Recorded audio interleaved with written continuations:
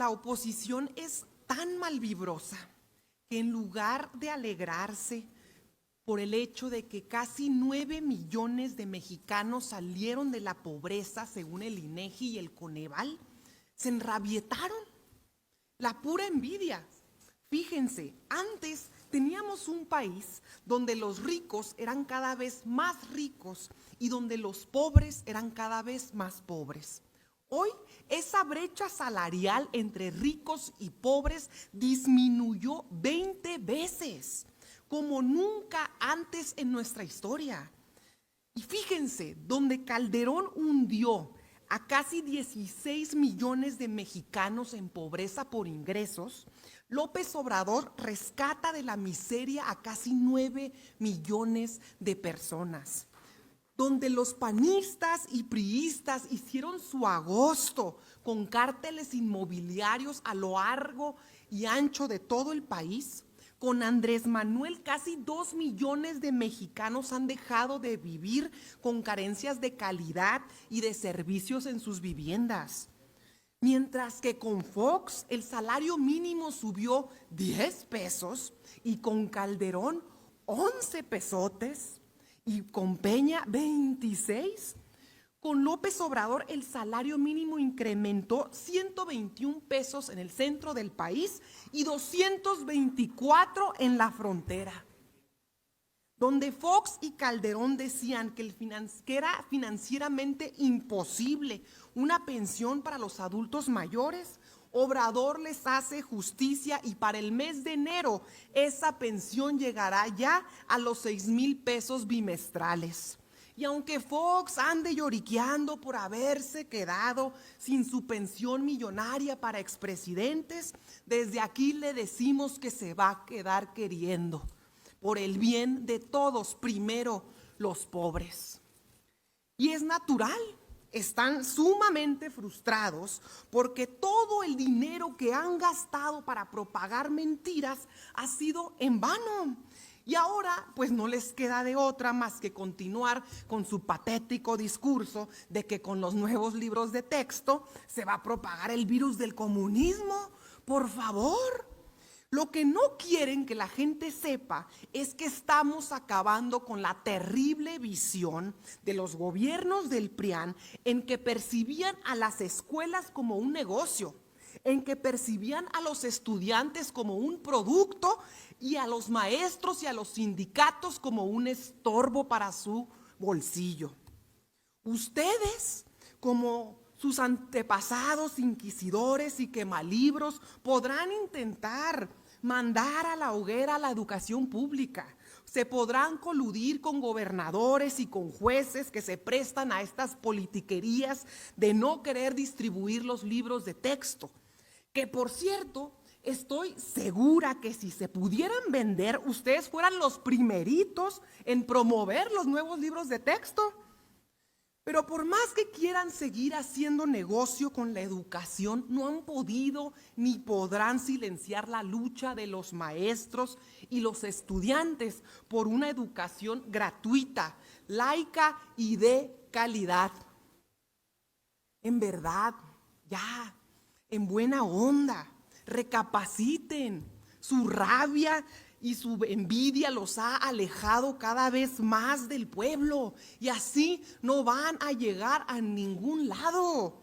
Ahora sí que deberían aprenderle un poco a la humildad de Wendy Guevara, que el domingo pasado obtuvo 18 millones de votos, muchos más de los que obtuvo el Ricky Riquín Canallín y más de los que obtuvo el mismo PRI en el 18.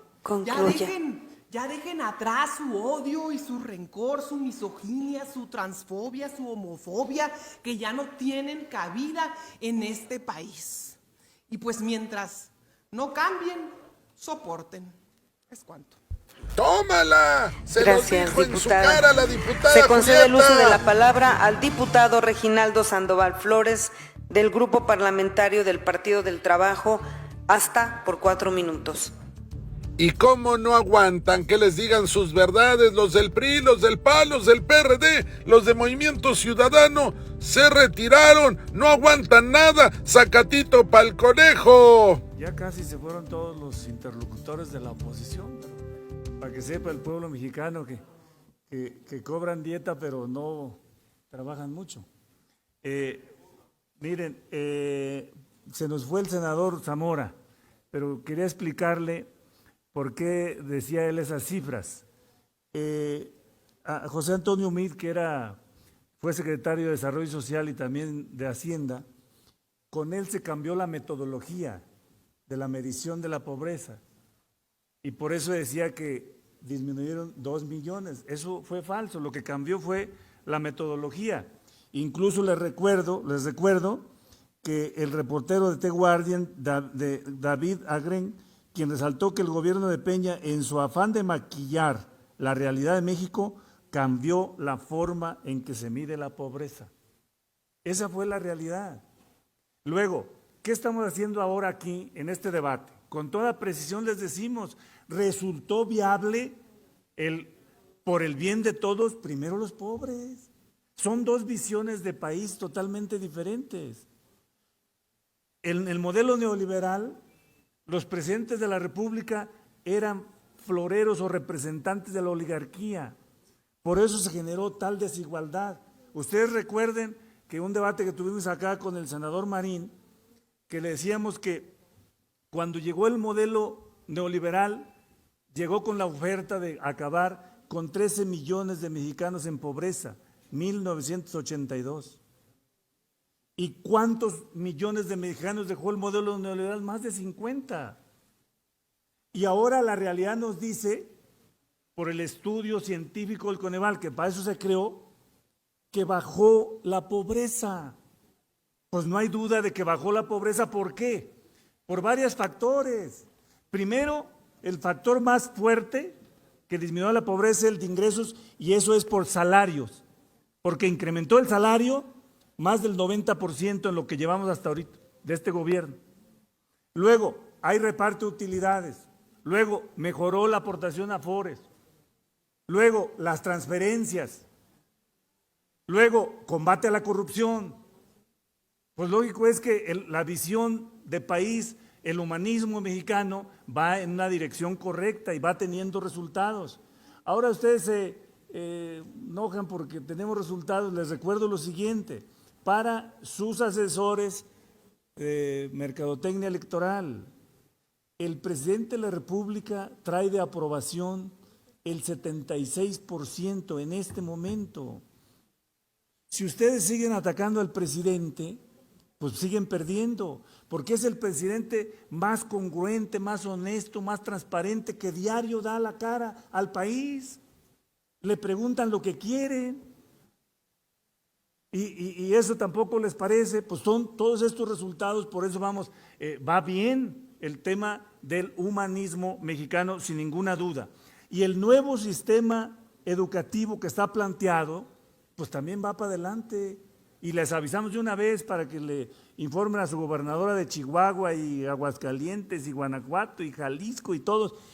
Si no entregan los libros de texto, nosotros vamos a organizar para entregarlos, para que ningún niño se quede sin la oportunidad de tener sus libros, para que les quede clarito y que no nos van a vencer en esa lógica, porque tenemos la razón, tenemos la ley de nuestro lado, la ética, los principios, y la 4T va a fondo. Les vamos a ganar la presidencia de la República y las 2/3 partes en las 2 cámaras de diputados en la elección del 24, sin ninguna duda. Muchas gracias. Con su permiso, señora presidenta, compañeras y compañeros legisladores, una de las noticias más importantes de los últimos días es, sin duda, que en México se redujo la pobreza en 8.9 millones. Su número de pobres a un total de 46.8 millones de personas, casi 16% menos que las 55.7 millones de 2020, según la información dada a conocer por el Consejo Nacional de Evaluación de la Política de Desarrollo Social. Para muestra un botón, en 2022 se reportaron 9.1 millones de personas en situación de pobreza extrema, lo que representó 7.1 de la población total.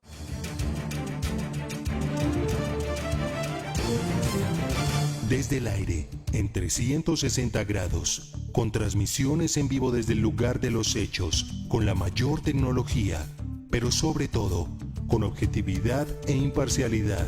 Noticiero en redes. Honestamente, te informamos.